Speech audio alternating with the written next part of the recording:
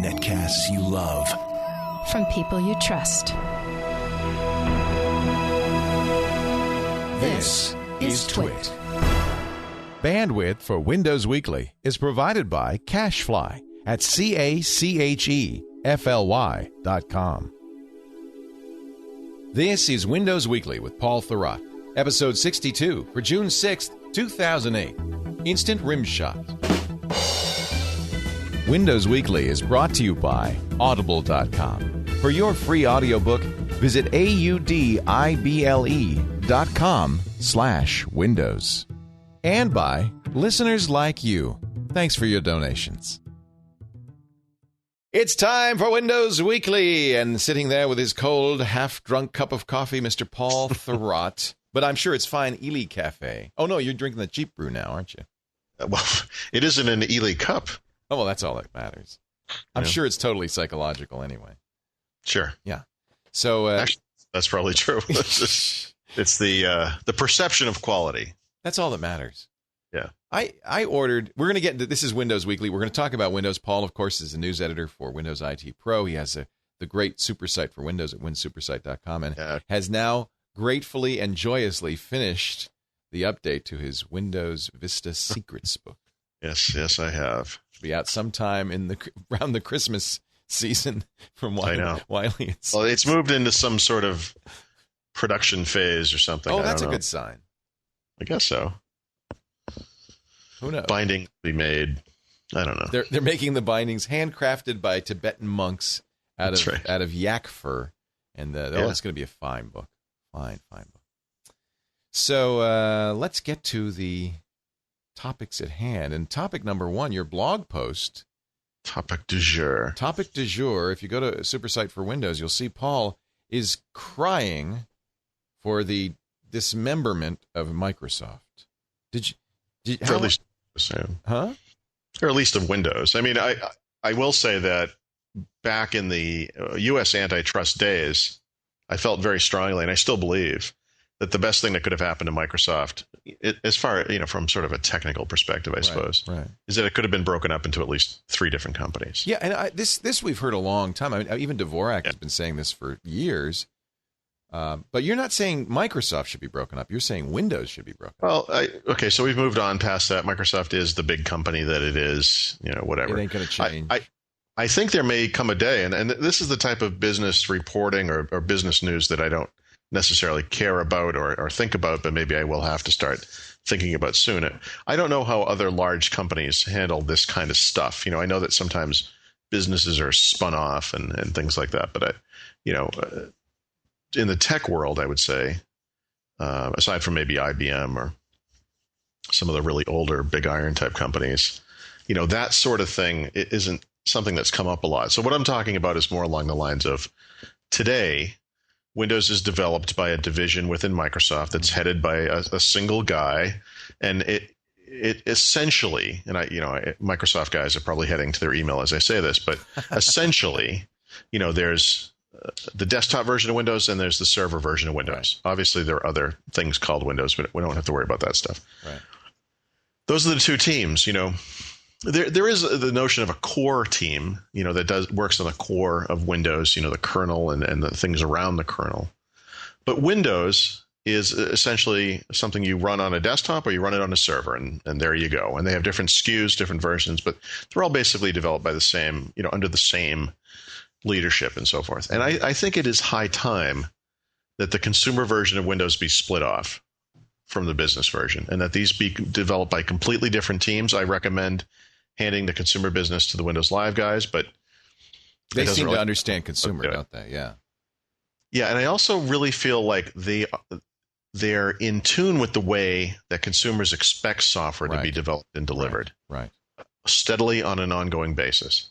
Businesses expect a new product, a new version of Windows, whether it's the server or the desktop, on a set schedule that's spread out over many years, where major versions, in Microsoft's case, I guess are every 4 years, and then every 2 years in between that, they release some minor revision. And that's a wonderful schedule, but it has nothing to do with the way that consumers consume, if you will, software and services. We live in this internet economy of sorts.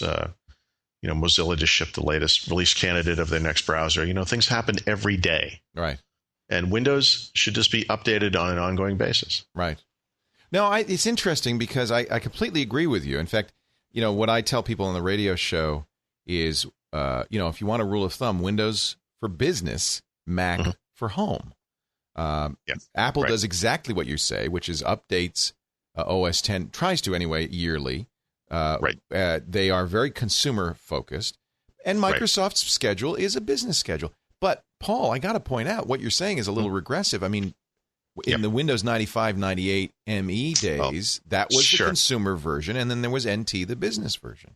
Except that the big difference between now and then is that those two products were based on completely different code bases. Right. What I'm talking about is there's a core business unit, the foundation, and they build the foundation of the three other products, consumer, business, and server. And that under this system, it's the same kernel, it's the same underpinnings, right? But these things are handed off to these other groups to do with as they will. The application compatibility, the device driver compatibility is the same across all three of these things. So you don't have to worry about that stuff. If there's no reason I think the consumer thing has to be fun and it has to be updated all the time. Right. I think the business version should be boring, conservative. Yeah, and that's what business wants. Right. They want Windows 2000. And so what you've really seen with XP particularly, because that was the first to merge the Windows 98, 95 line with the NT line, was a business operating system that was too goofy for business and too businessy for consumers. Yeah, it's also worth pointing out that in the XP timeframe, when XP was under development, Microsoft came very close to having two different user interfaces. Remember when XP shipped, there was in fact a home and a business version, right? Professional, right? But there wasn't that big a distinction. No, there was almost no distinction actually. And it's the same with Vista. Yes. Oh, it's worse with Vista because now there's all these different versions. I still think that they should have an Ultimate Edition, which I actually like the idea of because it is a superset of the other two desktop choices, right? So for those people that want to pay extra for it or need it for some reason, however they want to do it, they could give it to their volume license customers, whatever. That would combine all of the features from consumer with all of the features from business. Right. Into one Uber edition, that's an okay concept. I have no problem with that. The other thing that Microsoft doesn't do that Apple does really well is address the needs of consumers with the different buying options. The notion of product activation is designed to get you to buy one copy for every PC. Right. Nobody buys one copy of an operating system for every one of their PCs. It's ridiculous. Right. If you really want people to roll this thing out over multiple PCs, you need to offer some sort of a family pack that allows you to buy multiple copies of the operating system. Again, something that Apple does. Something that Apple does, exactly. Microsoft isn't blind to this. I mean, I know that they're aware of this stuff, and in the build up to Vista, the family pack thing kind of came up, and then it kind of went away. But I think this thing has to be inexpensive. It has to be updated constantly. It has to have all kinds of excellent UI choices, all the excellent consumer-style applications. Why isn't there a Windows calendar for consumers that integrates with Hotmail calendar on the consumer side? And then on the business side, why isn't there a version of Windows Calendar that's really just an Exchange client? Right. That's how these things could be split up. Why is Media Center in... Actually, it's not. But why? That was a bad example. Photo gallery. Why is this thing in Enterprise? Business doesn't want that. It's ridiculous. Yeah. So why do you think Microsoft's done this? I mean, what is going on with Microsoft? Well, I don't know. I mean, I think that back when they did have those two different product lines, it was confusing and complex, and they both had different sets of strengths and weaknesses, and bringing the code base together made a lot of sense. And I still think the common code base is the key to this, right? And is what makes it more interesting. But so you can still do a common code base. You just dress it differently. Absolutely. Yeah. And update it differently. Like I said, I mean, businesses may expect very stable, Right. They don't want the updates every year. Whatever, over or a longer period of time. Consumers want new stuff all the time. Christmas should come and there should be a cool new version of Windows every year. Even if all it really is some new skins and some updates to the consumer applications, and it doesn't have to be a big deal. That's the point. Everyone can handle going to the web and downloading a new version of a browser or whatever. We all know where to look for this stuff. You might as well make the operating system match what people are already doing, in the real world. And, one of the other issues, and I can't remember if we were talking about this since we've been recording or if we talked about this a little while ago, but Paul and I have like 4 or 5 hour conversations before every show. Well, and I have short-term memory problems too. So it's all like coffee. The coffee I didn't finish. Yeah. So is the notion of sort of the commonality of the interface, and can people handle different things? And one of the conversations I had with the Office guys, and I know we talked about this on the podcast a while back, was that when Office 2007 came around with the ribbon interface, obviously one of the challenges there is that this thing is so completely different than any other UI. How will people respond to this? And what they said to me was, we don't give people enough credit for what they can handle. They can handle it, Paul. They're smart Everything doesn't people. have to be the same. Well, there are stunning examples of Microsoft putting the Windows UI on things that didn't work out. Windows CE. Think that the attitude that people can handle it is probably not the attitude a UI designer should have. Oh, they should just sit and take their medicine.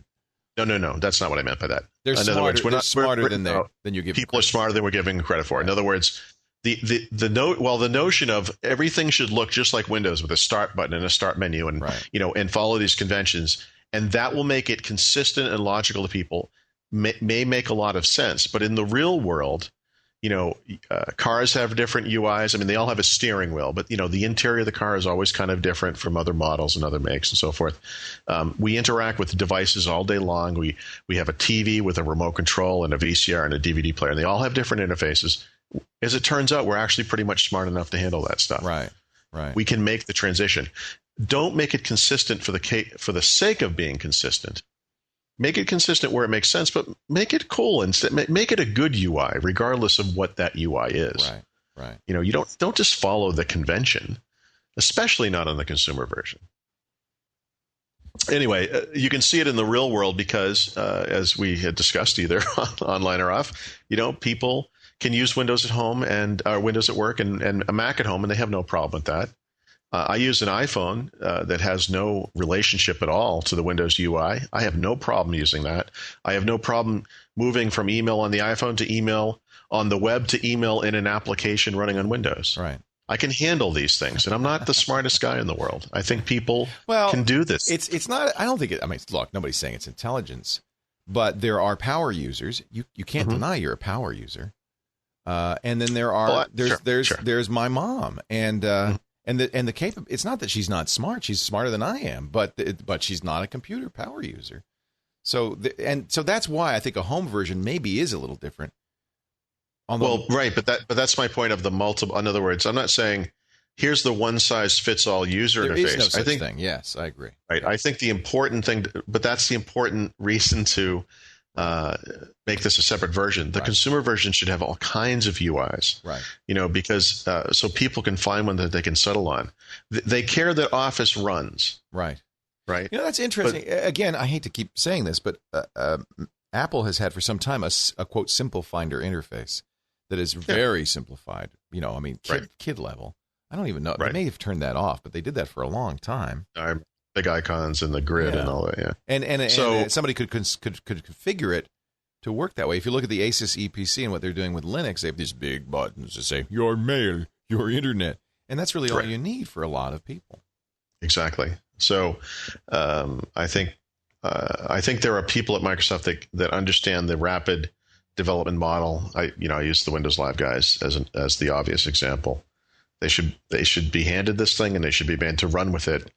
And I think they could do a great job with it, and turn it into something that people really want and get excited about, you know. And I think that's what's missing. Right.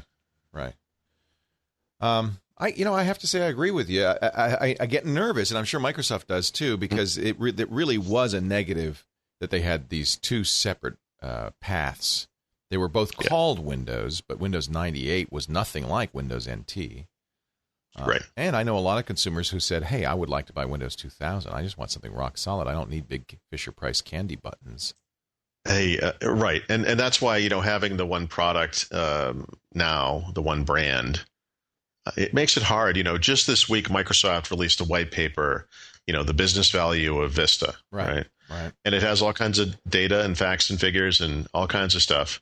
And you know what?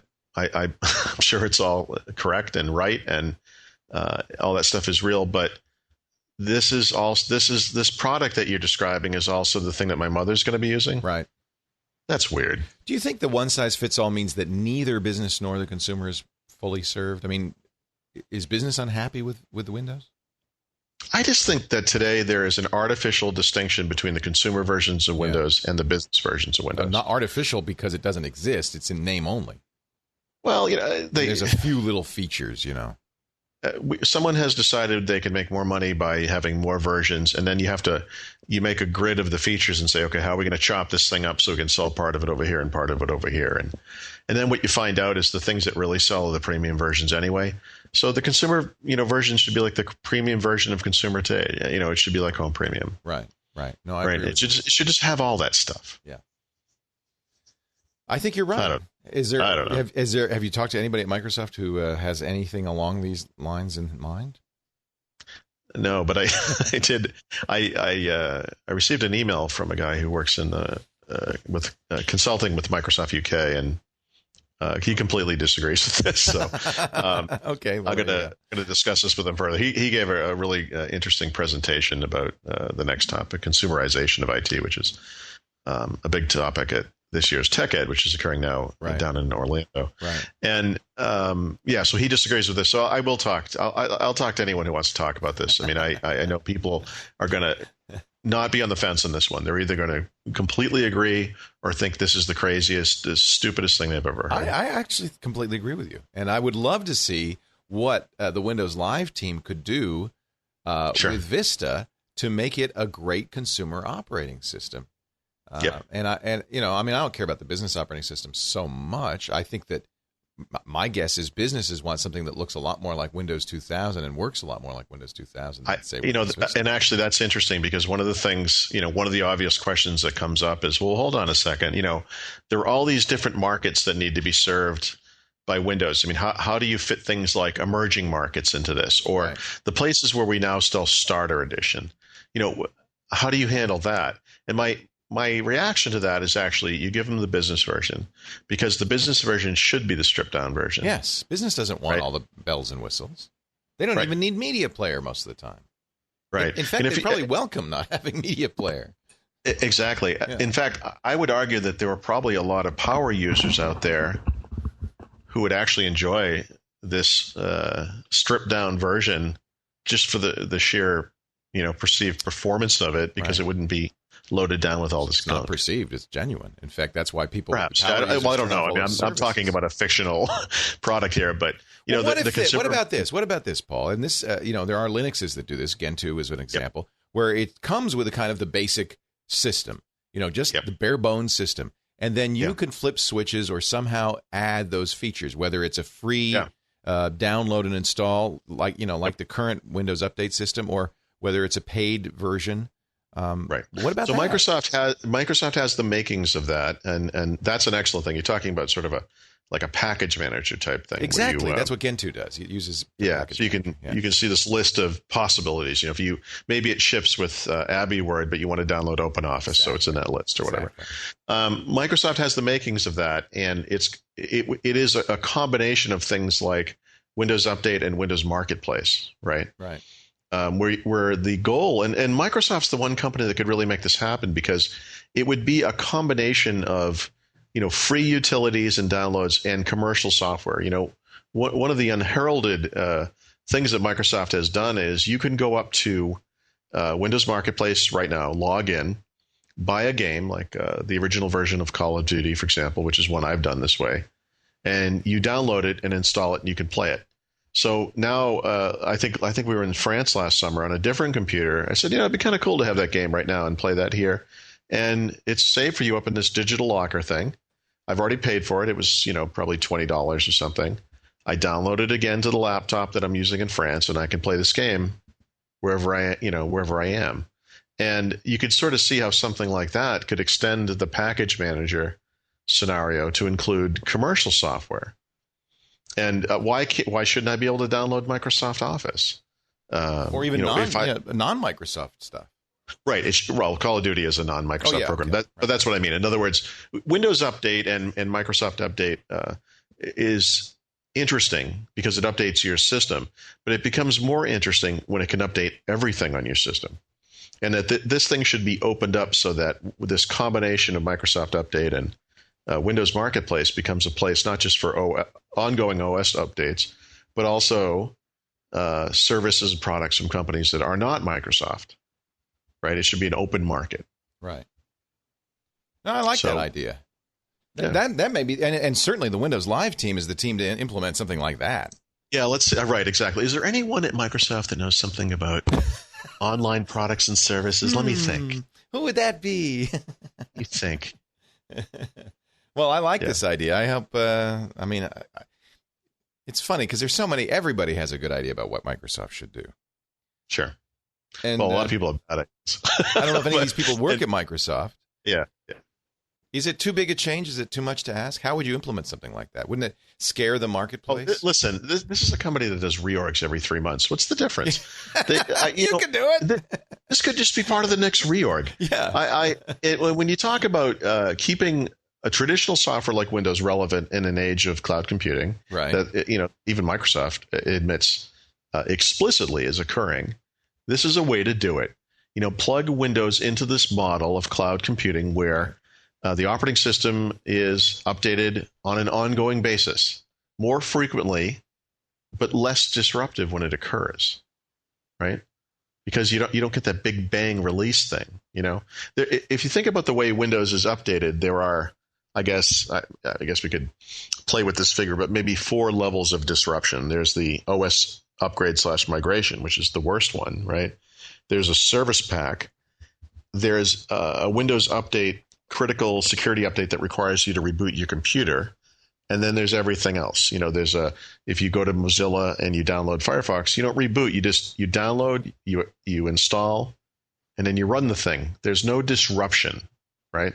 So that sort of update would be on the better end of that scale. So right. You need to get the OS updates more toward the less disruptive end of the scale. Right now, they're still at the. It's too big of a change. Well, you only have to do it once, right. And then you're in. They've already done the change. The change to XP, where they put those 2 previous code bases together, was a bigger change than what I'm saying. I'm really just talking about an organizational scheme at Microsoft, and then using the same code base and just making different products from it. I mean, they're already chopping up the Windows code base and making different products with it. This is just something that is consumer-centric, customer-centric, I guess. Make Windows work the way its customers expect it to, whoever they are. Businesses, consumers, whatever, server, obviously a different thing. Right. I like the idea. I think Let's do it. Let's do it. Let's call Microsoft right now. Let's do it. I like the idea. That's brilliant. So, look, Windows 7 is going to be another Windows Vista. Great. When you say that, what do you mean? Well, we're talking about the same kind of product, Yeah. It's going to be an evolution. Change, you say. They will fix things. They will make things better. They will add things. Neat. But, in the same way that Windows Vista is really just the new version of XP, Windows 7 is the new version of Windows Vista. That's neat. We've been doing that for a long time. Maybe it's time you admit that the world is changing around you, and you evolve to meet those needs as well. Right. That's all. So Tech Ed is coming up. Moving along. Well, I think I don't want to beat the dead horse. Let's beat it to death. I think you made the point. I think I agree with you. I think it's a great point. I'm on my high horse, Leo. You want to stay on the horse? You can stay on the horse. I'm really. It gets cold up here on the pedestal. Tech Ed's going on for developers right now. What is Tech Ed? Well, it used to be a trade show for IT pros. Now it's 2 trade shows. one for developers and one for IT pros. And is this a Microsoft trade show, or is this? Yes, it is. They're doing this back-to-back thing this year. It's the first time they've done this. So the developer version is occurring now. There'll be a weekend, and then the IT Pro version will happen next week. Same place. You can imagine some sort of military-style plane activity between Orlando and Redmond. I can't even imagine. I just hope they sweep the hall out after all those developers. It's going to be like the last day of the circus. There'll be sawdust everywhere. Get the elephants out. Bring in the tigers. They're doing this again in the fall. They're having PDC in October, and then the week after that, they're having WinHack. And same thing. This time it will be in LA at the LA Convention Center. But same deal. Back-to-back developer-oriented shows. It's going to be a nightmare. Now, Bill Gates keynoted on Tuesday, and you can watch that online. Sure. Did he say anything interesting? I don't think so. No. He talked about Silverlight too. They made a big deal about the fact that this will be his last Microsoft event keynote. Before he's gone. Oh wow. Well, that's a big deal. I suppose. You really? Hey, did you see the article in today's Wall Street Journal about Ballmer and Bill and the transition, and how I guess it was 2001 when Ballmer started becoming, started moving up in the ranks, and Bill just did not want to let go. Yeah, that shouldn't be too surprising, right? People don't relinquish power easily. Right. The notion that the founder and CEO of the company is going to step aside and let his buddy run the show, you can almost anticipate that's not going to work so well. Right. But I like the insider notion of Gates, making the snide comments at the meetings and shooting stuff down with sarcasm. Yeah, Did he really? So he was like one of those. He was like a little baby. Yeah. I don't want you to take over. No, but wasn't it his idea, really? I mean, sure. Well, it was just hard to do. Sometimes something sounds good in theory, and then you have to do it, and it's this is difficult. Yeah. And I thought that was interesting. He and Ballmer were roommates at Harvard, right, or friends at Harvard. They were friends from Harvard. Yeah. They also what came out during this was a discussion of NetDocs, which is that thing that comes up occasionally here on the podcast. This is the Microsoft internal project to put Office on the web, 8 years ago. And the collective wisdom or the understanding of the story is that it was Steven Stanofsky who killed that project because it would compete with Office, and he was running Office at the time. And according to that article that you were just talking about in the Wall Street Journal, this is something that actually came up as a source of contention between Ballmer and Gates. And they don't say which guy fell on which side of the argument. What do you think? My guess, and it is only a guess based on what the sort of generalizations I'd make about these two guys, is that Gates wanted to kill it. And the reason I say that is two reasons. One is the timing. Gates was still having a hard time letting go, and people were still looking to him to set the guidance for what the company was going to do. So we do know that NetDocs was killed, so that suggests he was behind that. The other thing is, Gates also, this is a guy who became the richest man on the earth doing business a certain way. Right. And as we've discussed in the podcast, has had a hard time moving along from that. So you could see him protecting Office. Yes. Right. Yes. That would make sense for Gates. Whereas Ballmer doesn't have any emotional connection to this stuff. He's very pragmatic. And, his deal would probably be like, let's do both. Right. The notion that Microsoft was prepared to do something like this almost 10 years ago, and I've heard some technical discussions from friends at Microsoft about why it would have been, compared to what's possible today, technically silly and maybe not the greatest, foundation for this kind of thing. But still, the very notion that they were looking at putting Office on the web this long ago is really interesting and runs counter to the notion that these guys are just hugely behind the times and have been for a long time. Although they didn't do it, so according to the article, eventually Microsoft executives had to step in and separate the two, throw a little cold water on the cat fight. Exactly. Oh man, you're jeopardizing the company. The board was. It's worried. like Yeah, it's like watching Zeus and Apollo go at it, you know. It also says their wives were involved. Oh, jeez. That's good. When the wives are involved, you know this. Honey, you should be nice to Steve. He's a nice guy. He has your best interest. I will not. This guy is taking over for me. And yeah, exactly. He wouldn't be here if it wasn't for me. Mr. Gates concluded, this is quoting the Wall Street Journal article, that it was he who needed to change most. Quote, Steve is all about being on the team and being committed to the mutual goals, Mr. Gates said. So I had to figure out, what are my behaviors that don't reinforce that? What is it about sarcasm in a meeting or just going, this is completely screwed up? He probably just sat in the corner and made farting sounds every time. Every time Ballmer, he's got his hand in his armpit, you know. I have to credit Bill for being, he must have gone through some therapy or something. That's pretty self. So it was the right thing to do. If you read it, though, it seems like it took a while. We're talking like a year, but whatever. He did do it. So good for him.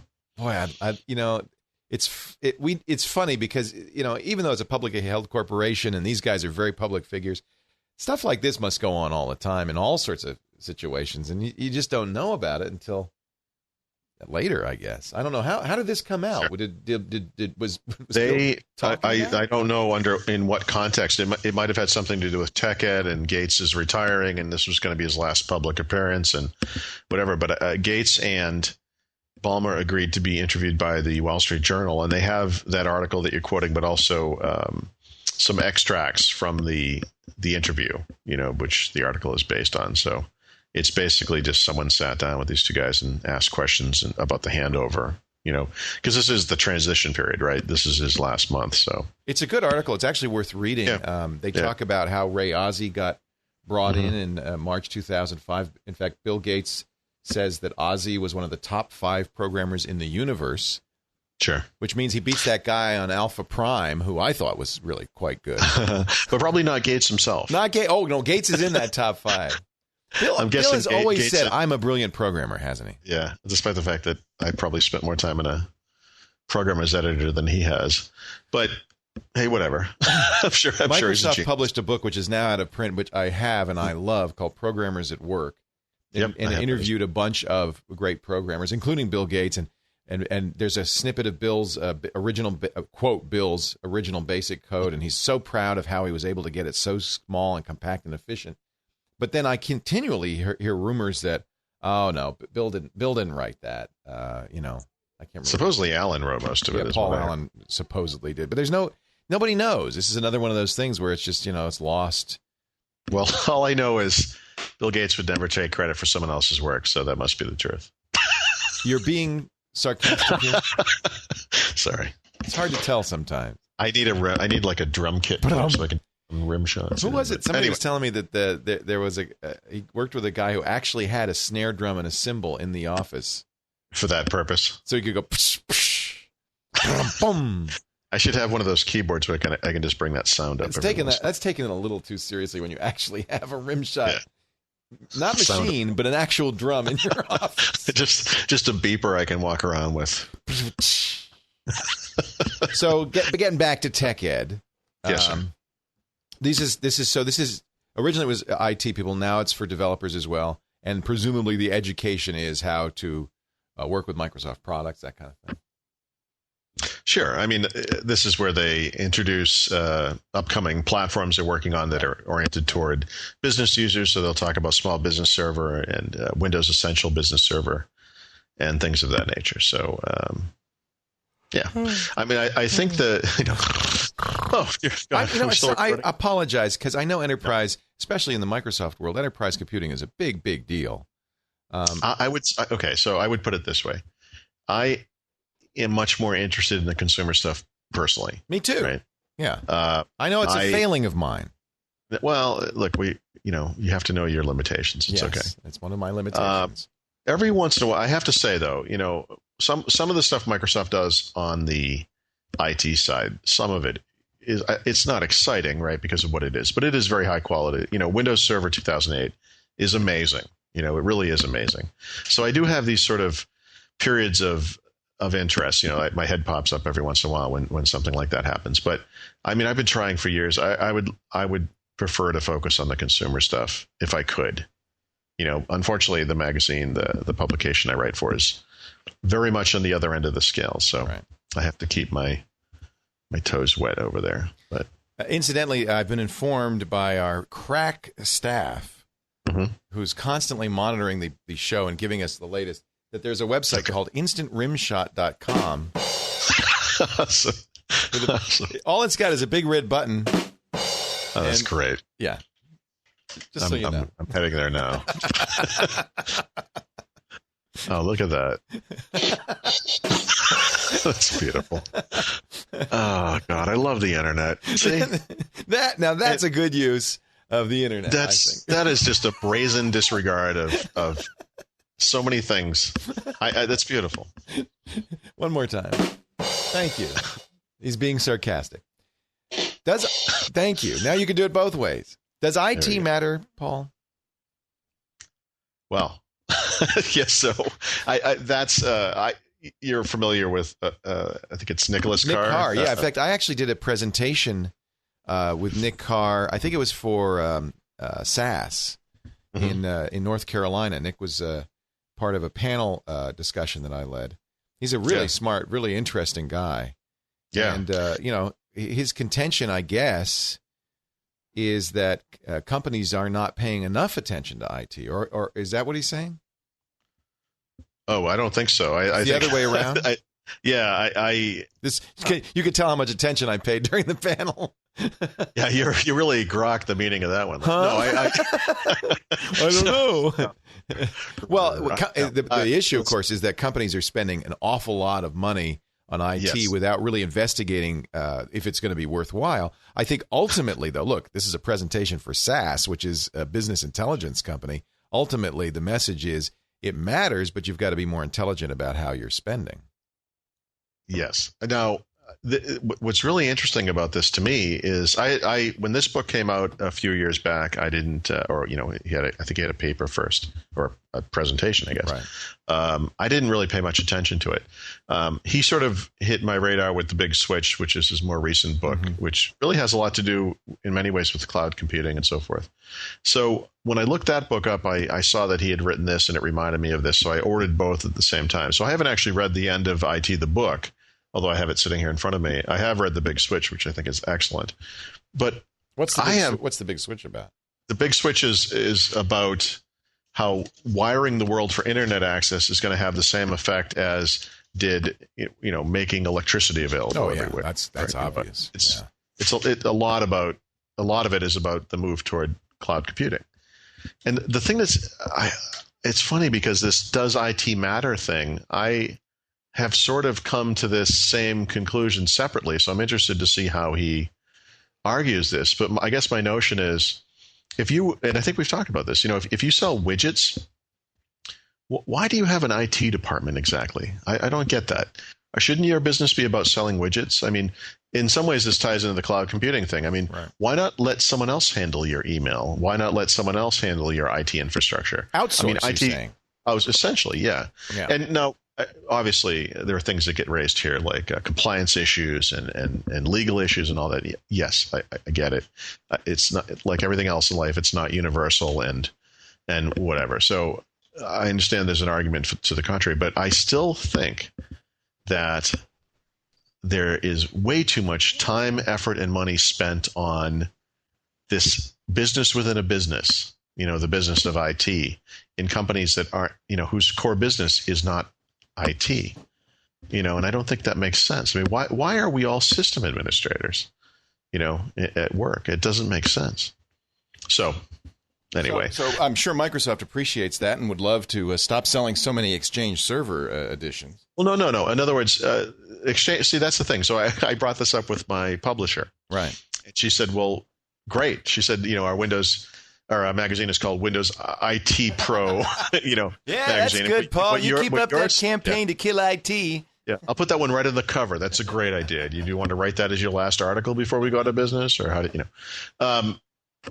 No, actually, this doesn't mean a reduction in IT spending or any of that kind of stuff. It just means applying it more in a way that makes more sense. Microsoft sells software to directly to people. But, let's be honest, that's not really the way they make money, is it? Microsoft also has a huge infrastructure of partners who do things like install small business server in small business and then give them ongoing service, right? So they don't make money on software. They make money on the services, the after sales services. No, they do make money on software, but they don't typically sell it directly to anybody. Right. They usually, they have these volume licensing programs. They have, the people doing, let's say, they would sell software essentially to ISVs or to their partners, who then resell them either as PC makers or as partners to customers. And then in the case of small businesses, medium businesses, you essentially have people who are working to service this stuff on an ongoing basis. And that's why a lot of the advances you'll see in things like Small Business Server have a lot to do with, remote access to things, remote administration, the notion that someone who works in a services infrastructure can get this report every week and say, okay, great, all my customers' machines are up and running and all the backups are up to date and all the, security fixes are in and everything's fine. And then the guy who actually owns the small business gets a much simpler report that says everything's fine. Yeah. Your IT stuff is fine. You don't have to even think about it. And I think that that's a model that is applicable to a far greater range of customers than is currently the case. And I think that, I don't know. I don't want to call out anybody, but I mean, if you work at Shell Oil or trying to think of, General Motors or whatever, these companies they need an IT department. Come on. But maybe. Of course, okay, relax. I'm not saying they have to take it out, but what I'm saying is, or a college, right, where you actually do see this occurring, where you could hire people who work for the University of Arizona or work for University of Massachusetts or whatever, and their job is to set up email accounts when all the new students come in, and they manage those accounts, and they do things with them when the students leave school, and that you actually spend money on that, or you could have Google or Microsoft do that for you. For a lot less money. You're hitting the chord again. I don't know if it's because you're getting emphatic, but I'm hearing a lot of chord. I'm hitting the table. I guess that's very important. I got to get into this thing is driving me crazy. Wait a minute. Remind me at the end of this, and we'll send you a good mic, a real mic, and a real connector. I try to drape it over my back. No, that's nuts. You can wear headphones, but I'll send you the kind of mic I use with a stand and a connector that'll go into your computer. We should spend the money to do that, because this one's a little sibilant also, and I would like to. People have started saying, "What is all the sibilance?" People actually use the word sibilance. Sibilance, yeah. Wow, we have really smart listeners. Either that, or it's just a bunch of bored sound engineers. I don't know. Because my feedback would be, why does Paul sound like a jerk? Sibilance is a code word for jerk. Didn't you know that? Okay. Where's my rim shot? Thank you. So let's move on to the very important deadline that is looming large now, just 25 days away, the end of life. Well, no, it's not exactly that. The end of Windows XP sales. You're contributing to the problem, Leo. I am, because it's not an end of life. No, it's not an end of life. What is it? Life as we know it? The end of life as we know it, exactly. Actually, I had Mike Nash, corporate vice president at Microsoft, describe what's occurring to Windows XP at the end of June as if XP was a person, this would be like them entering the 7th grade. That's how far along we are in the XP life cycle. What? Because they're supporting this thing until 2014. Okay, so there's another 10 years. No, there's another 6 years. So they're going to die when they get out of high school? No, I hope not. That's not 7th grade. I would say it's more like it's at retirement age, 65. They're not. It's not. Well, that's really the fact. It's not dead yet, but it's not exactly. It's not dead yet. No, but they're okay. Let's not worry about the 7th grade quote. So that's a terrible quote. It's not even close. All right, let's do it this way. Windows XP has a 12.5-year life cycle. Right. As does every version of Windows, pretty much. Right. That's pretty typical. I think it's 10 years is the typical. They've extended this one a bit because of Vista and so forth. Right. There are a lot of rumors and myths going around this date. Like certain things that are going to stop. For example, July 1st will come and I'll go to install Windows XP and it won't activate. And I actually had this guy write me, one guy in particular, one of those end of world, probably lives in a, survivalist camp somewhere kind of thing. Like, I wrote you in 2001 and I told you this day was going to come, and here it is. Here it is. I expect an apology, and I said, what are you talking about? He said, well, you're not going to be able to activate Windows anymore. No. What are you talking about? No. So for the record, Microsoft has no plans at any date to turn off product activation right for Windows XP. I mean, I suppose it's conceivable at some point XP may become such a horrible security risk that it would just be a mistake to install it. On the other hand, I expect that the computer systems of the day simply won't run XP anyway, so that won't matter. But anyway, that's not happening. So all it means is that there'll be no shrink-wrapped versions of Windows on the store shelves. XP. At retail. At retail. And you could still even buy a Lenovo or a Dell with XP on it, right? Of course. And this is one of those things where it gets into that weird myth/rumor thing where people will tell you, well, I have a secret here.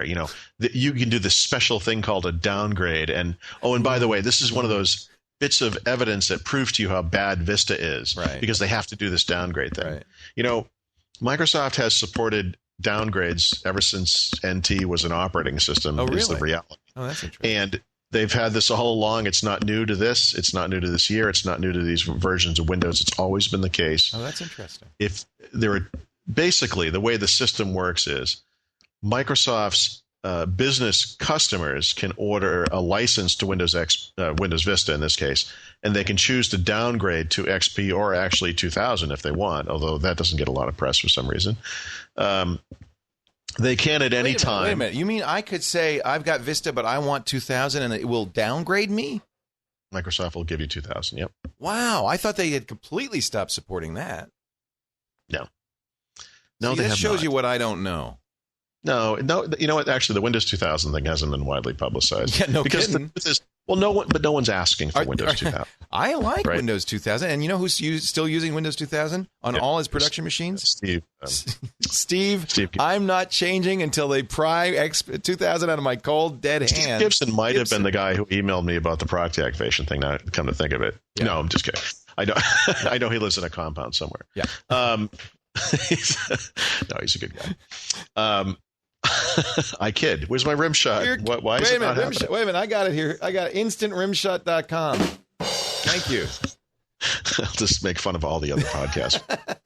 So anyway, as Mike Nash said to me, they're also not ending support of XP on June 30th. They just shipped Service Pack 3. Okay. The intention wasn't to put this thing in the market, support it for 7 weeks, and then cut it off at the knees. This thing will be supported, like I said, through April 2014. So as far as the downgrade goes, the way that works is business customers, like I said, are allowed to downgrade. So go ahead. Anyway, the PC makers, all PC makers, qualify for this, and they can pass it along to their own customers. Right. So anytime you go to a PC maker and they're offering Windows Vista Business or Ultimate, actually, and they're not offering you a chance to buy Windows XP Professional, that's their choice.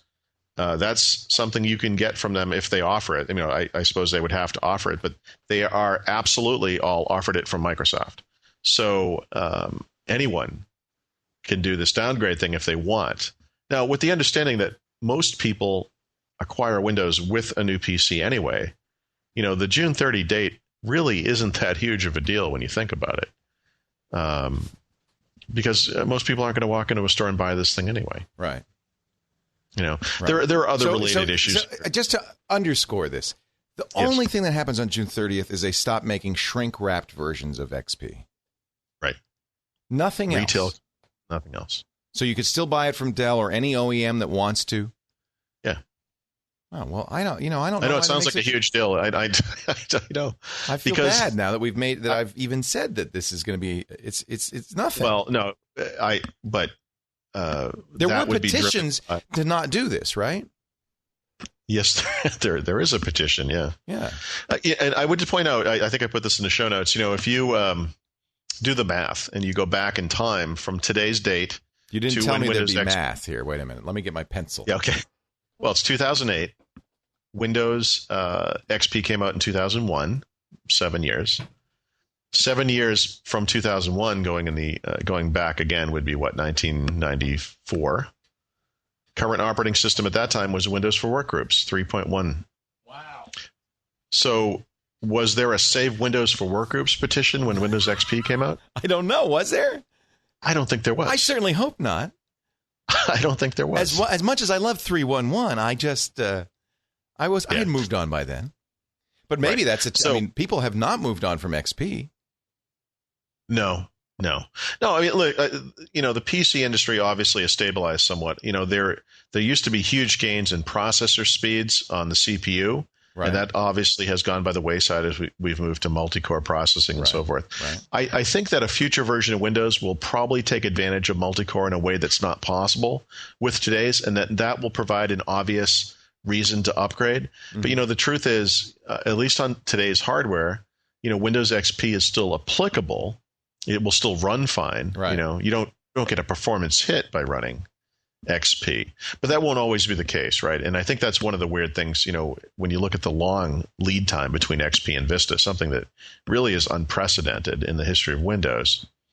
This thing became very stable and mature and familiar to people and so forth, but also there were no hardware revolutions, or at least, or I should say there were some hardware revolutions. Multicore in some ways is a revolution, but, Windows Vista doesn't really take better advantage of multicore than does Windows Vista XP. And that's a little bit of a problem for Microsoft. Huh. So, but is it multi-core aware or no? It's multi-core aware, and I think that's about all it does. So it doesn't, that's interesting. I didn't know that. No, I mean, there are basic facilities in Windows to, farm cycles out to the different cores, but it's not designed at its heart to really take advantage of multi-core, Right. And I don't think, by the way, neither is Leopard really. I mean, these are just, the traditional operating systems. They're, the notion when these things first came around was, most people will have a single processor, and some power users will have two processors. But cores are treated like processors, and you can run a Windows box with 4, 8 cores now. We're really not doing a lot to take advantage of that. So I think that's going to be the next. What would it what would that mean? What would it look like if it were more? Well, it would literally intelligently farm things out. So if today, for example, the applications have to specifically support multi-core. So if you run virtual PC is a good example. You can tell it to use up to 2 CPUs or 2 cores for a virtual machine. That would be nice to have that kind of control. Or if it's starting to build a folder cache, it would be smart enough to thread out so that your Windows. Yeah, look at what's going on in the system, and if nothing's going on, go nuts. Use multiple cores and really hammer this thing out. If you're encoding video, it should go as fast as it can. But if you want to do other stuff, you shouldn't even notice a performance hit. Although at the operating system level, all the operating system can do is say, is kind of do it at the programmatic level. The programs themselves have to be threaded to take advantage of the multi-core. Well, what I'm saying is the entire system has to sort of be rethought. I mean, I think that. Well, I mean, I've watched this happen on the Apple side, where OS 10 is multi-core aware, but many applications are not. Sure. Right. And OS 10 is not as multi-core aware as what you're talking about. And I think that would be great. I mean, all of our virtually every new machine sold has at least 2 processors in it. Right. Well, this goes back to the thing in a very general sense when you talk about splitting off consumer and meeting the needs of the market. Part of meeting the needs of the market is looking at what's going on with hardware as well. And I would argue that Windows especially, I'm not as up on OS 10, but Windows especially doesn't do a lot to address what's coming down the road with 4, 8, 12, whatever happens after that, cores. And that's where we're heading. So, yeah, I'm sure obviously Microsoft's working on that, but it's something that needs to happen. Very good point. Let's see. You want to talk about their online branding? Yeah. I just like your expletive that follows. This litany of online brands. So they've got MSN, which is their the old online brand. Windows Live, the new online brand. Oh, let's not forget there's also Xbox Live. Oh, and Office Live, which is kind of like Windows Live, but it's not exactly. And then there's the Zune Marketplace. And social, which for some reason is not called Zune Live. Welcome to the social. Yeah. whatever that is. And then there still is MSN Music, right? Or did they kill that? MSN Music as an online music service is dead, yeah. Oh, they killed that. Okay. I think there's still an MSN Music web portal. It's about music news or something, but this is the confusion. This is part of the problem. I wrote a lot of my news stories sort of degenerate into commentary because I can't help myself. And that's all right. That's all right. We want to hear what you think. Just tell the world. Well, no, I mean, when you think back to MSN, which was the online Microsoft's traditional online service, it was originally called the Microsoft Network, and it was designed as a companion for Windows 95 that was at what we would call a traditional online service of the day. It was going to compete with CompuServe. It was going to compete with AOL. Right when that was happening was when the internet was happening. It was when the World Wide Web was happening, when Netscape was happening. And here was Microsoft doing this old-fashioned, old-school online service called the Microsoft Network. So when Windows 95 shipped, this utter piece of garbage came out and had nothing to do with the internet.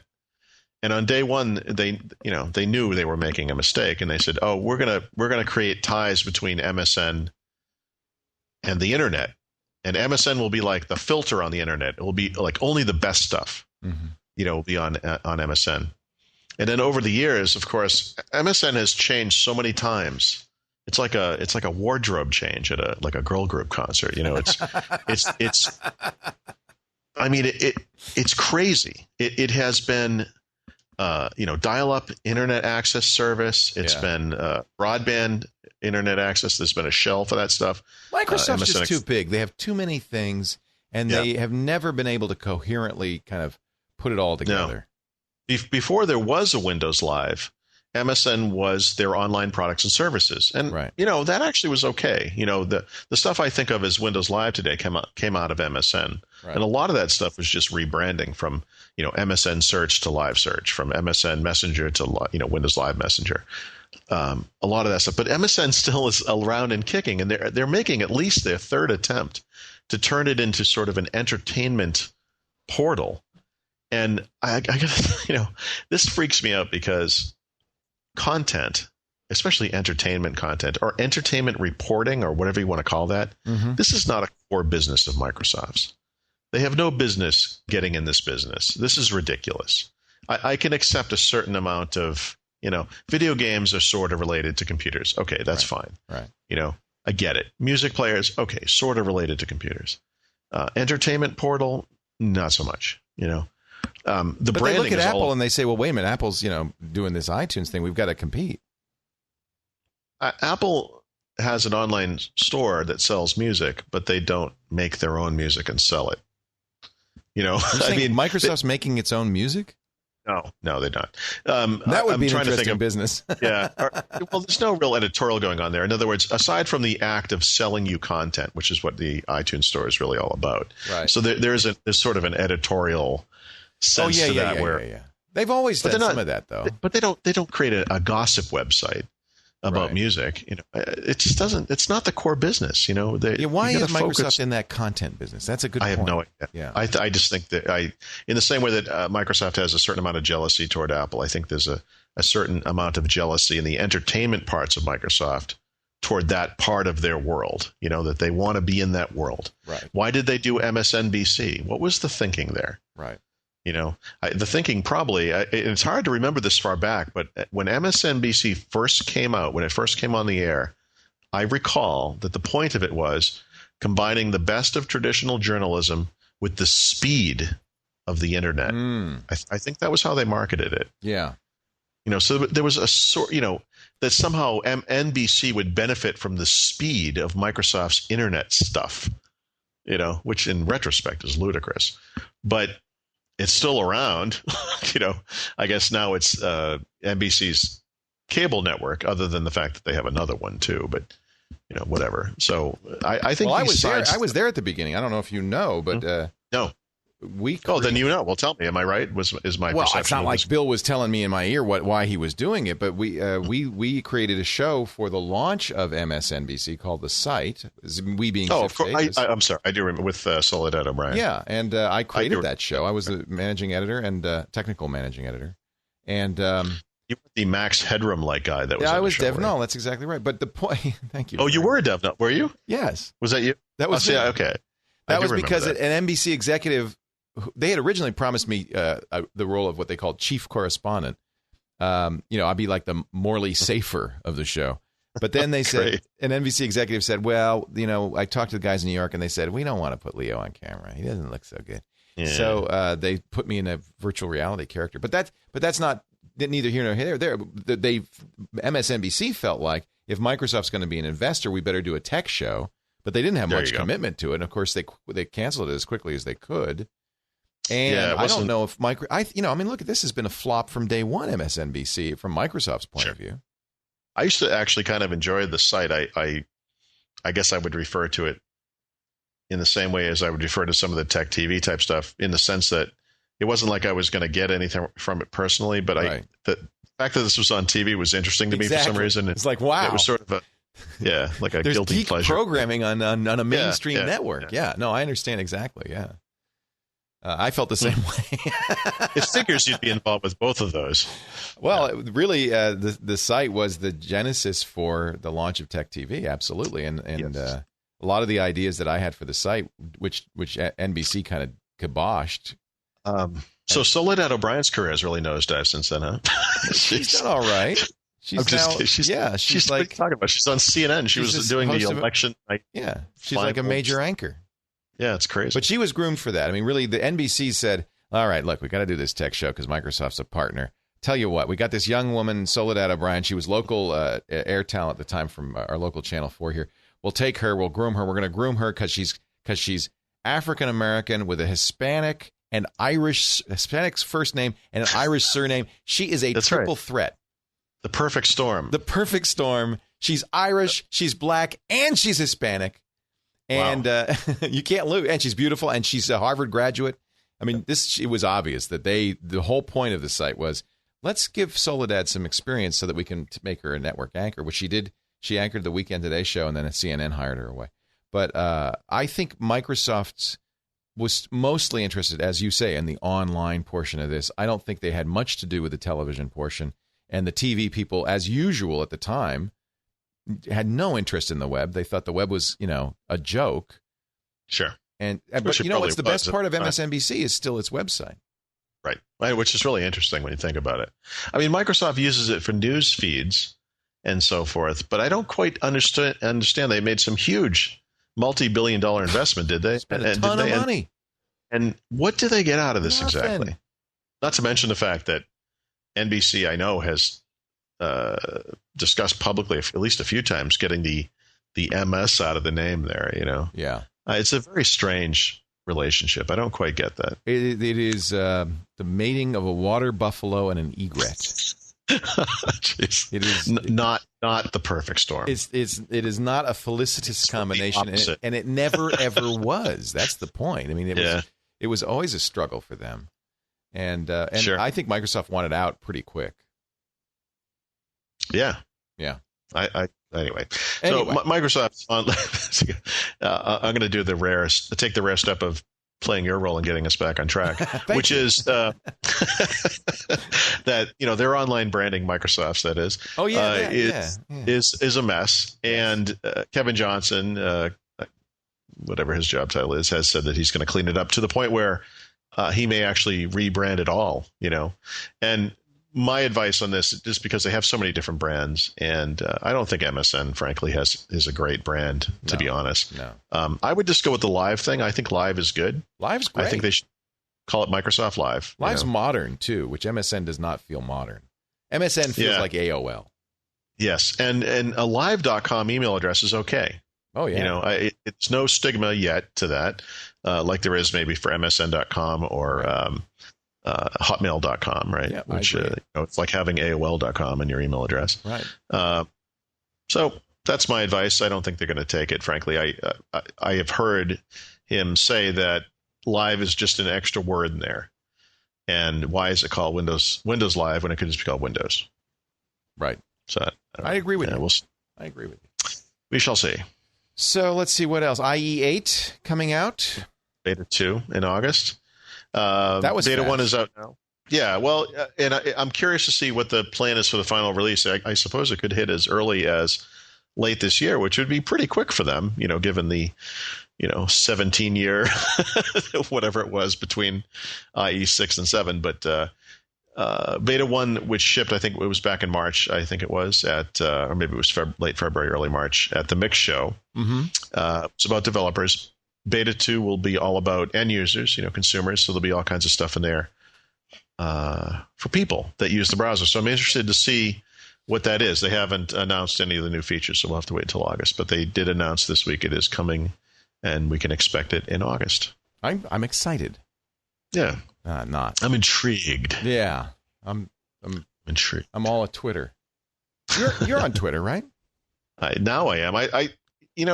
I'm positive I joined Twitter a long time ago. I'm positive. In fact, they must have a policy where if you don't post for a while, they just drop your name. Really? I don't know. Do they? They have to, because I know I absolutely posted to this thing 4 or 5 times and then completely gave up on it.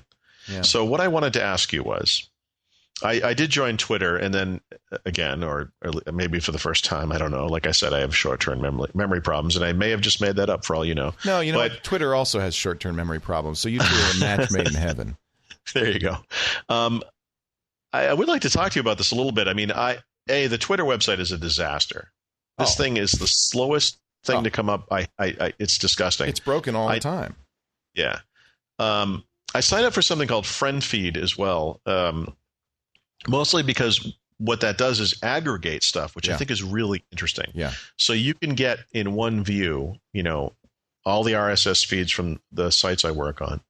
My Twitter feed or whatever. I love called. Friend Feed. Friend Feed was created by Paul Buchheit, who is a Google. The two guys behind it are Googlers. Yeah. Right. And very well known, and I think very accomplished. Twitter. The genesis of Twitter really was that it was kind of somebody's kind of funny idea, and they never thought it would take off. And so they're suffering scaling issues, and they have since day one. Right. Friend Feed's designed to scale by two guys who know a little bit about network engineering. So on Twitter, you're Thurrott, Thurrott. What are you on Friend Feed? Same thing. All right. Well, I'm going to add you to Friend Feed. A lot of people, including Mike Arrington, I think, and certainly Robert Scoble, have kind of hoped that Friend Feed would become the new Twitter. Right. Well, what they and maybe they do this, and you can tell me, I don't even know, but all they would need to make that work is a box where you could type in something quick like you can on Twitter, and then add that to all your other stuff. And that's where Twitter really still is kind of number one, is it's very simple. So, but here's my thing about Twitter. I've been trying to type in there a couple times a day at least. Good. I don't think people are interested to hear that I'm eating breakfast. Oh yes, they are. Okay. Never underestimate the value of a waffle. Interesting. So I'm trying to figure out what makes sense. No, I'm being facetious. I'll tell you exactly what makes sense. And the people who do the best on Twitter, I look at what happened with Dvorak. He joined Twitter. And in about 4 weeks, went to 10,000 followers, and it's very simple. He put interesting content up there. Now, I know it's only 140 characters, but... I was going to say, you don't have a lot of room. And you can't put URLs in there. Yeah, you can. You can? Yeah. So here's what I would suggest. Because there's some interest... The stuff I'd like to throw out there would be, this maybe isn't a great example, but I heard of something called Plurk, which is sort of like Twitter. Yes. But and I haven't looked at it yet. I can't recommend it, but I am examining it. I want you to know about it. Here it is. It'd be neat to be able to throw stuff like that out there. I do that all the time. In fact, that's exactly what happened on Sunday when I found Plurk. And it was on a dev server in somebody's closet, and I twittered, "Hey, this Plurk is kind of interesting. It just shows there's still life yet in the idea of this Twitter style sites." So what do you call this stuff? So microblogging? It's microblogging. Is that what we call this? Yeah. Okay. And then immediately brought Plurk down. And probably Twitter, too. Oh, Twitter goes down if you breathe. Yeah. But I know I like Plurk. I think Plurk suffers because it's not as simple as Twitter. And one of the reasons Twitter has done so well, I think, is it's very, very kind of simple. what they need is an elegant way to put this content on a website. I mean, they have ways, and they need an elegant way to post to it. I wish I could post to it from a forum on my webpage or something. Going to their site. You can. There's if you have a WordPress blog, there's plugins. There's also this is where Twitter really has done very well. They early on created an API, and there's an ecosystem around it. So there's a lot of third-party apps. For instance, I would recommend a program called Twirl. It's an Adobe Air application, TWHIRL. For example, I use Windows Live Writer to post to the blog, which I love. Love it. I would love to have a way to post to Twitter from there, where it would be constrained to the characters and so forth. I think you could do that. I mean, Twirl is a desktop application that allows you to. But it's a desktop application. Okay. Yeah, because it's written in Air, so it allows you to kind of have it always running. It will post people's. Right now, for instance, I've got it on the screen. I'm looking at everybody who's replied to me, because if you put @ like @Thurrott, then it'll be a reply to you. So I'm looking only at replies. So that's an example. I use it on the radio show. I say, if you want to send me a question, just @Leo Laporte me on Twitter, and I'll see these things. This is good. I see it. Okay. Twirl will help you a lot. I like the airiness of it. This is, by the way, why I think Silverlight has a tough row to hoe. Air, Well, okay, but I think these things exist on the opposite ends of the spectrum, right? Silverlight is about bringing applications to the web, and Air, or whatever is behind this, is more about bringing web applications to the desktop. Web application to the desktop, yeah. So I think agree with you. You're absolutely right. That's the difference. Oh, there's my dog. Hello, Ozzy. Sorry, he always, whenever we talk about Air, Ozzy gets very excited. Really? Oh yeah. Does it sound like food or something? He's a Silverlight Terrier, and so. Wow. No, I'm joking. I'm being facetious. Where's the Rimshot? Oh, wait a minute. I closed it. I put Air up instead. See how we're just not doing this right. Anyway, you make a good distinction, and I really hadn't really thought about that, because I see Air and Silverlight kind of in the same space. But you're right. Silverlight's about bringing the Windows display layer to the web, and Air is really about exactly the opposite. Things like Twirl, which bring web applications to the desktop. You need both, though. Absolutely. So maybe there is a planet somewhere where they can coexist.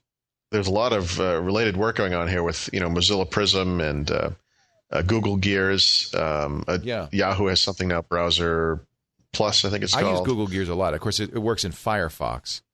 Right. But it's a way of taking a website and making it kind of live without a connection. Yeah. And then I think that's big stuff. Yeah. I really do. Yeah.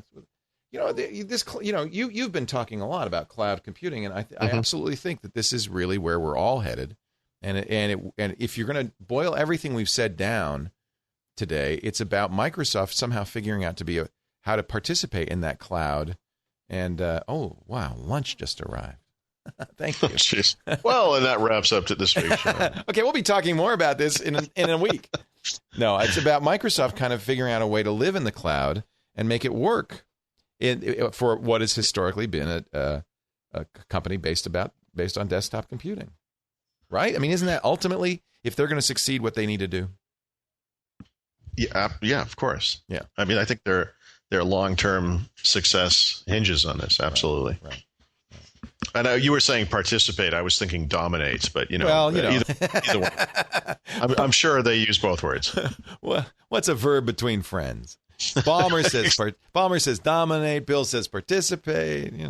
I think it's just one of those search and replace things before they set the documents free to the world. Let's just replace the word dominate with participate. Then we can send out this press release. But I'm somewhat sympathetic. I'm a tiny little guy, and I have 7 websites. I have brands all over the place. I mean, it's easy for us to say, hey, Microsoft needs to do this. But, sure. It's not been easy for me. I have, a radio show site. I have a podcast site. I have a personal blog. You have the same issue, don't you? Yeah, the friend feed thing is part of an effort that I'm... friend feed, you're right. And I use Jaiku for that, too, by the way. Jaiku, okay. I knew Jaiku there was was something basically else. Twitter and friend feed together.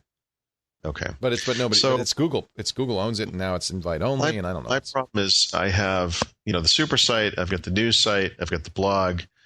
Yeah, you have the same issue. I need some way. People will write me and say, "Hey, how come you never touched on this issue?" And I said, "Well, what do you mean? I wrote a news story about it." Well, I read the super site. Right. I just had my first guy explain to me via email that he's only aware of what I do on the blog. And that if it's Nexus? not the Supersite blog, which has only been around since late last year. Oh, I didn't know that. Really? Yeah, I've only been, before that I was blogging on the Nexus. So I had mentioned something. I said, over the course of email, I said, well, this other site is actually a different site. And he said, oh, I never even look at that site. I just look at your blog. Wow. Interesting. Oh, that's interesting.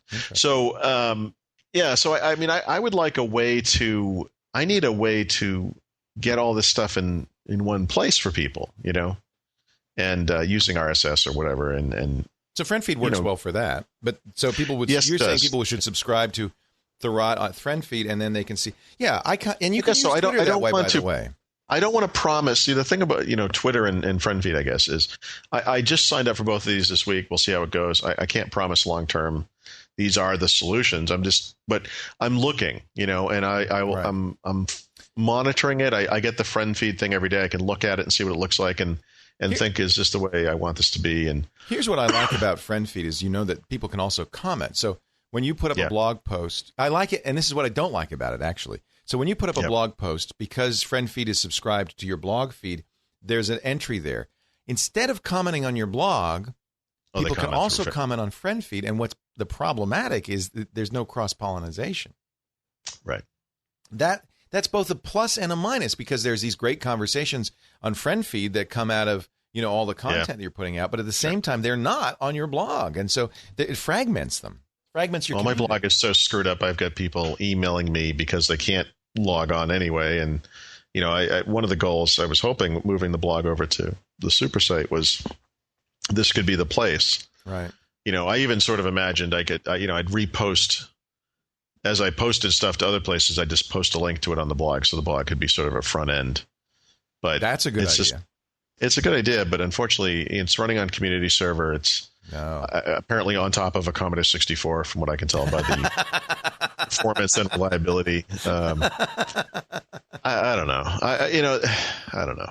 So anyway, it's an ongoing process. I'm looking at this stuff. I'm going to look at Plurk. I'll look at Jaiku. I think you had mentioned Jaiku. Well, I left very long famously time. a year ago. I left Twitter because of the copyright confusion and went to Jaiku, but I couldn't pull all the people that I wanted to follow along with me, so I ended up going back to Twitter 6 months later.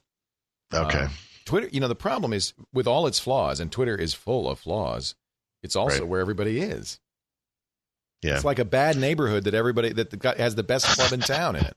I think the hope is that somebody big will take them over and make it work. Yeah. Well, remember that the guy who started Twitter, Ev Williams, has already sold one company, Blogger, to Google, and seems unlikely to want to sell another company to Google. So I don't know. Well, Blogger's fine. I mean, it hasn't been on the quickest development path, but Ev, I'm reading between the lines, but after talking with Ev, I get the feeling it didn't turn out how he had hoped. And I think you look at Jaiku, a similar thing is happening. Jaiku got bought by Google. Now that should mean Jaiku. Oh, really? Oh, yeah. Google owns Jaiku. But they're not. Then why would they buy Twitter? This is right. what they're Well, gonna do. exactly. They decided instead of Twitter, they decided to buy Jaiku because Jaiku has a lot of presence features that have to do with location that would do very well on cell phones. They had a Nokia client that would automatically tell everybody, kind of where you were. That sounds like fun. Great for stalkers. Hey, Paul. Okay. Let's take a break. We're going to do an Audible pick. I know we have a Vista tip of the week this week. We want to do that, and we also have a software pick of the week. Yes, sir. So before we do that, let's thank our good friends at Audible. Oh, and also coming up, Paul's Garage Sale. Oh, right. But before we do that, let's talk about Audible.com. Audible is my favorite place in the world for audio books. Yeah, there are other places, I guess, but who needs them? Audible is amazing. Audible has 45,000 Plus titles, not just books, but radio shows, podcasts, all kinds of audio entertainment, even dramatic productions. I listen to them all the time. Audible is a lifesaver for me. In fact, we talked this morning with Roz Savage, who's the woman we're doing a podcast with, who's rowing across the ocean. It's been a lifesaver for her, too. She's only been out like 10 days now, and she's already read a dozen books because she rows 15 hours a day. So if you're interested in finding out how to make your commute less painful, I want to invite you to visit audible.com/windows. That's a special URL for our Windows Weekly listeners. When you go there and you sign up, you'll get a credit toward a free book, and it could be any of so many great choices. You're reading something that I think sounds really good. Tell me about what you're reading right now. Well, first, let me tell you what I just read. They've published a new James Bond book. A new one? It just came out. It came out last week, and it's not written by Ian Fleming, obviously, but it is written by a guy named Sebastian. I just lost it. Falk, I believe. Yeah, Sebastian Falk. It's called Devil May Care. Ooh. And it's written in the style of Ian Fleming, which sounds horribly lame, but I had to grab it. It I'm has a huge to be fan. in the style of Ian Fleming. Bond is, he is. I mean, you has to be. Yeah. Even when I was a teenager, in the 1980s, they came out with a series of James Bond books. John Gardner. Yes, I believe who was a great writer. And they were pretty good. And I always, I think Bond drove a Saab instead of a, Well, that's the traditional. problem is Gardner has his own style. I mean, Gardner was an established author at the time. Now, I have a feeling that those books may not hold up. I haven't reread those anytime recently, but I've always been a huge fan of the original Ian Fleming books. Right. I think there were 12 of them and maybe a book of short stories. I have them all in paperback. I grew up on them. I loved them. Yeah. I mean, there are some interesting issues in there, well, they're a little dated. I mean, they were the 50s. Yeah.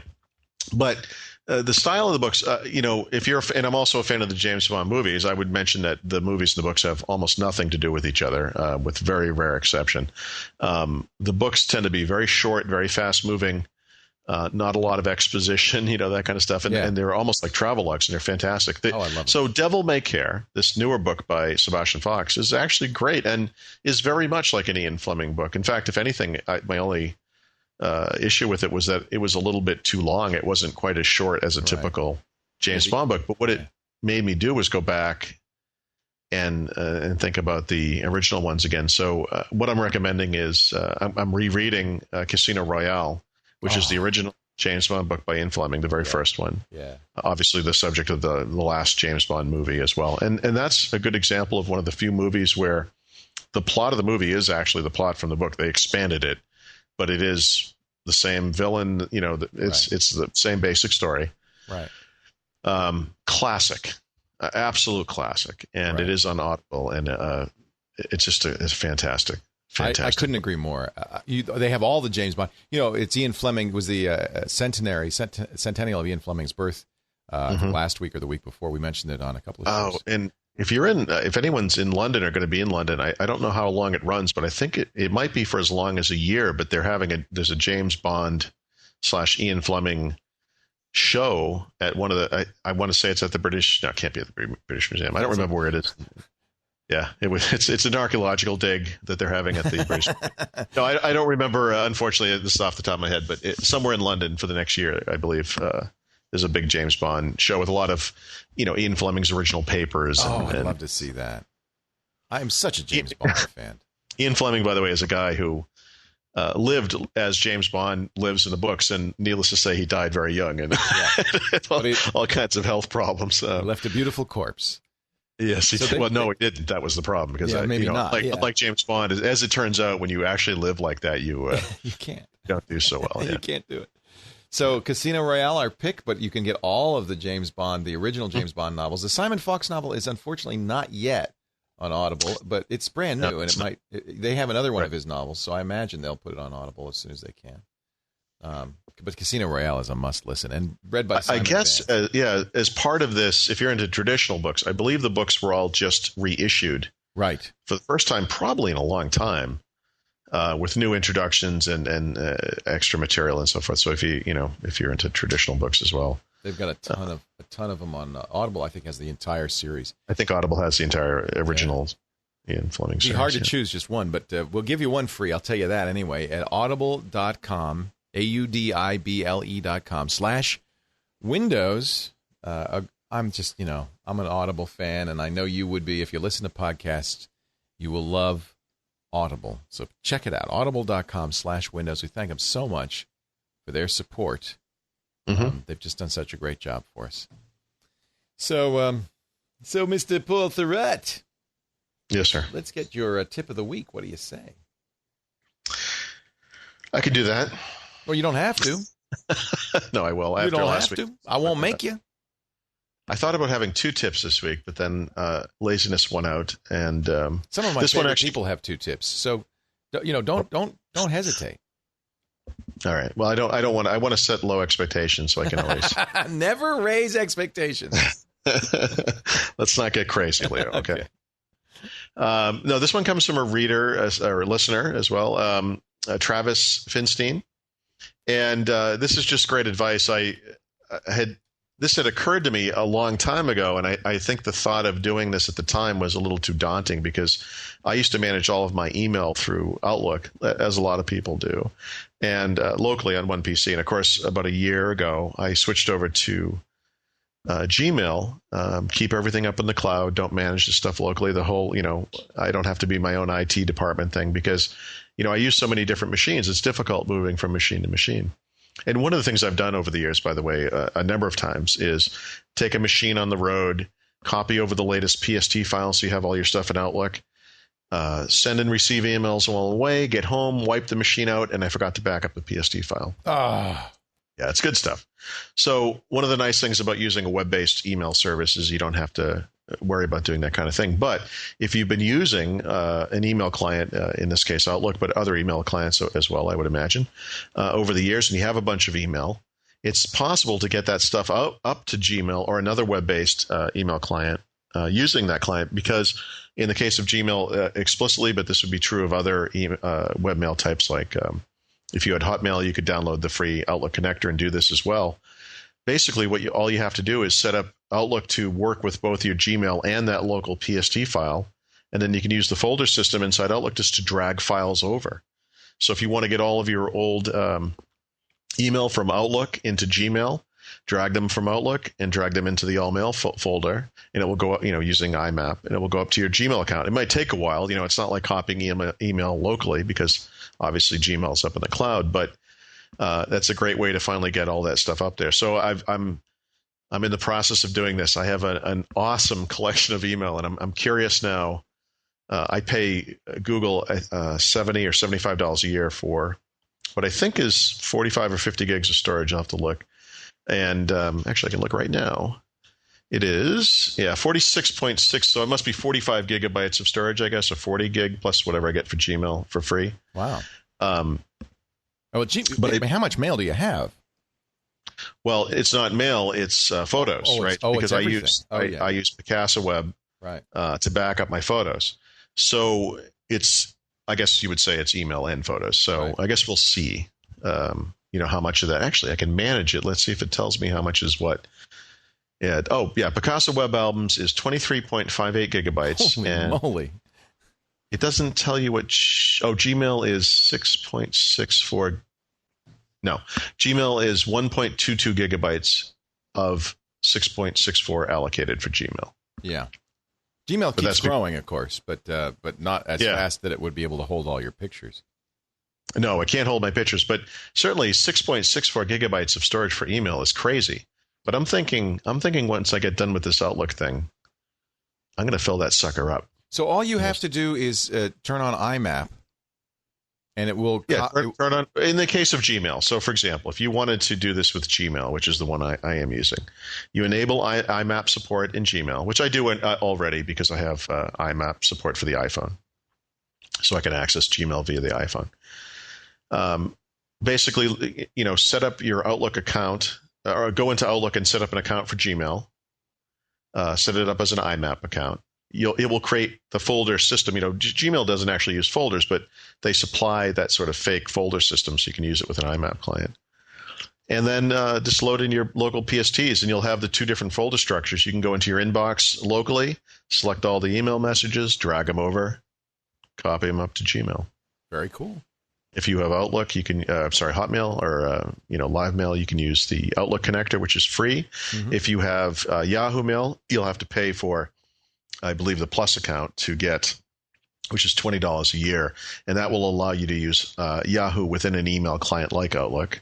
I'm not sure if they offer IMAP or if it's just POP, but either way, you should be able to copy things over to cool. Yahoo as your goal. Yeah. I'm a big IMAP fan. I use IMAP for all my mail. IMAP is absolutely the way to go. Yeah. And now your software pick of the week, and I think you kind of already mentioned it, but let's mention it again. Yeah, I also have a second one that I didn't write on the list I sent you, but I mentioned that as well. So Windows Live Writer, the current version is that awesome blog software, blog posting software, I guess, is available. There's a new version. It's actually version 14. They don't really call it that. The current version is Windows Live Writer 12. For some reason, I think the 12 version number has to do with more with the Windows Live than Windows Live Writer itself. Did they skip 13? They did skip 13, just like they're doing for Office. So the last version of Office. They're actually superstitious. Yeah, it's good. That's what you want from your technology company, isn't it? Maybe they figured the users would be maybe some of them would be superstitious. That could be. It seems kind of dumb. It's a technology company. Come on, 13 is not unlucky. I couldn't agree with you more. I think it's silly, but whatever. So they're skipping 13.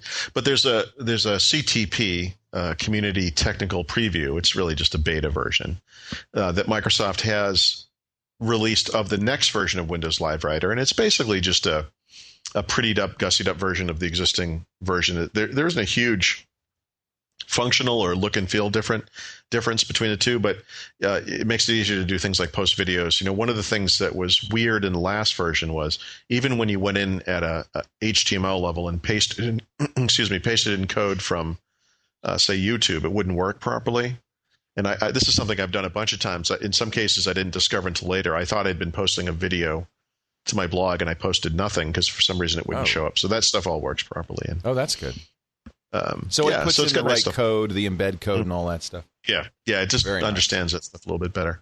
The other thing is, obviously, Windows Live Writer is of interest to a subset of people listening to this. Not everybody blogs, but Mozilla this week released Firefox 3 RC2. Yes. Which is the second release candidate version, very, very close to final. I don't believe there are any new features, but if you're looking for the latest version, something that's very close to the final version, and want to see where that thing's at, it's super stable. It works great. The only thing that bugs me is there's still a lot of extensions that I love that don't work with it. Yeah, there are a lot of extensions that do work with it that are really buggy and cause it to crash, and this is something I've well, that's not a good thing either. No, it's not a good thing, and I went back. You can go into that reliability and performance monitor that we've discussed previously. And when you go back, the machine that I'm using now has been online since, April 8th. And somewhere around, I think it was 60 or 70% of the crashes I've experienced in that time were all related to Firefox 3. You're kidding. And I was really nervous about this because I'm starting to write the review for the final version, and I go back as Firefox. Well, it is. It's beta. They tell you it's beta, right? But this is also release candidate versions and so forth. So I wrote a post about this, and I wanted to try to figure out, what the heck is going on here, and and Mozilla's been very good about it. There was a guy from Mozilla who wrote me. He asked me to send me in my crash reports, which I did, and he made some suggestions about things. But what has turned up is. It is, in fact, I think I've actually narrowed it down to the exact extension, but it was an extension causing the crashes, not the browser. And when I take these extensions out, hugely, it's perfect. There's no crashes. I think that's been my experience for a long time. Is that it's tough because that's the selling point of Firefox. That's really, right. But people load them up. They put in hundreds of extensions. Well, see, I don't load it up, and on Vista, especially with these pre-release versions, I was really only running a handful of extensions. I want the ones that make it look like glass, so it looks nice in Vista. But there's one that hides the menu bar, which you kind of want when you're running with the glass because the menu bar looks terrible. Right. And it's that. it's the hide menu bar one that's causing the crashes. So Oh, nuts. Anyway, Firefox is great. Don't let that color your view of it. That's an extension problem. So definitely check it out. It's a great browser. I've been using Flock, which is a Firefox variant, but now that RC3, Firefox 3 is kind of pretty much done, I think I'll probably go back to it. Yeah. But again, I wish it had that delicious extension that they haven't updated that yet. And fortunately, Customize Google, which is a kind of a must-have extension for me, does work. So. Yeah, that's a good one. And by the way, this is completely off topic, but I want to ask, so people are listening to this now. Is that the case? That's right. Yep. Because I've gotten like hundreds of Twitter subscribe guys in my email. You don't understand the power. What is wrong with you people? The power of Twit Live. Well, prepare to be disappointed. No. Wait till I plug you. I have 40,000 followers on Twitter. Wow. I'm bigger I used than to have. Barack. I had 4 before today, so you'll have more. But my suggestion, is really putting up content is very valuable. But what's really good for Twitter? In fact, I did that this morning. Is asking questions, and you get this kind of wonderful. If you have enough followers, wisdom of the crowds. I asked for a recommendation for an FTP client for Windows because we've been using WSFTP, but it's really starting to look long in the tooth. And it wasn't. Oh, what did they recommend? Because I have a good one. If you don't, well, they almost universally recommended FileZilla.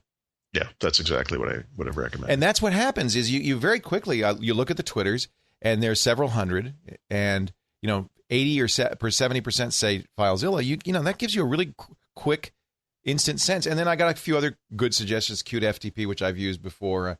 And stuff. So I looked, it gives me some a pool to work with, but also a very clear sense of what the consensus is. Right. So I think that's another use for it. It's more what I would say is what you really don't want to do is use it as a promotional vehicle. You could do that occasionally. Oh no. I don't really think that way. I bought the James Bond book, and I kind of said, "Hey, I just got this book, and it's surprisingly good." That's that perfect. kind of thing. That's what people want to hear. They want useful content, useful recommendations. No, I'm not gonna. No. And use Twirl because it has a shortened URL built in, so you can choose which service you want to use, and you put the URL in, and it'll shorten it and paste it in for you. It makes it a little easier. Now, when you add a URL, does it go to your count? Your letter count? Yeah. That's why you need to use a shortener. Okay. Yeah. And the reason for the letter limit is because originally this was an SMS service. Right. And still I just some think people use it. I think it's a bit much. I mean, I wish you could have. It seems like there could be maybe twice as many letters. Paul, you're going to learn. There's a certain. I don't know. There's a certain thrill in finding an economical way to say things. I enjoy it. It's like writing a sonnet. Only not. Okay. And by the way, not only do we have an instant rim shot, we also have, thanks to LAR1 in our chat room, or LAR2 in our chat room, sad trombone. So this show is set. That's great. That's sadtrombone.com. Oh, God. 2 very useful sites. InstantRimshot.com and sadtrombone.com. Those are the only 2 sound effects I need to get me through life. That's it. It's it. Beautiful. Life is either upbeat and happy or, oh, you schmuck. And that's pretty much it. That's really good. Paul Thurrott is at the super site for Windows, soon to be his only site, it sounds like, winsupersite.com. And he's also blowing them out to the bare walls. It's time for another giveaway. Oh, right. Sorry. What are you talking about? Yeah. So on my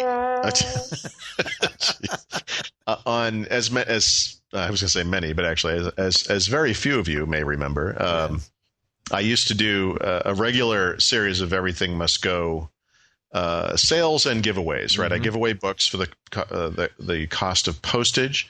I sell, tech toys that I bought to review for half the current going price. So, things like the Shuttle PC or. And these aren't things that they gave you. These are things you bought. Oh, no. Because we're not allowed to, if we get review units, you can't sell them. No. I never do that. Never do that. There have been things I've given away in the past, like Microsoft gives me a copy of Windows Server that I don't, I can't, I'm not going to sell that. I mean, I give that stuff away. So sometime before the end of the month, and I'll have a tip off here in the podcast. I will be doing that very soon. My wife is very eager for me to get rid of a bunch of, I don't want to say crap, but stuff that's piling up in the house. She'll say it. She'll say it. If you won't, she'll say it. I try to tell her that there are words that hurt, but DVD movies, video games. There'll be Xbox 360 games, computers, computer hardware, lots of books. I've got boxes of Microsoft Press books that are brand new that I've never touched and never will. And where will we find this? Yes, I'm not. It's almost definitely going to be on the Internet Nexus. Actually, I can't imagine that putting this up on the super site is a good idea because I don't own the site and it just doesn't seem like the right thing to do. So I think I may repurpose the Internet Nexus for this reason, for this sale, I guess. Yeah. And I think that's a good idea. Every month or two or however often we do it going forward, that's where that will be. I think that's where I'm thinking right now. So. There'll be more details. And I guess the only thing I ask is invariably, anytime I mention this, I have people that will call and or write in, I should say, and try to reserve particular items in advance. Cannot reserve items. Yeah, it's not the way it works. So it is first come, first serve. And there are certain limitations. For example, DVD movies, I only sell to people who live within the United States. Because they're really inexpensive and it doesn't make sense to ship them internationally. You could have problems playing them back internationally as well. So all the details will be on the Nexus when it happens, but I will absolutely provide a heads up here before I do that. Very good. Very good. Paul Thurrott, I have one more sound effect. Really? You've got sad trombone, you've got instant rim shot, and this in a moment is what you're going to hear as we sign off from Windows Weekly. There you go. Crickets.com. That's the sound that happens when I give a speech. Paul Thurrott, great to talk to you. We'll talk again next Friday and every Friday for another great Windows Weekly. We'll see you then, Paul. Thank you, sir.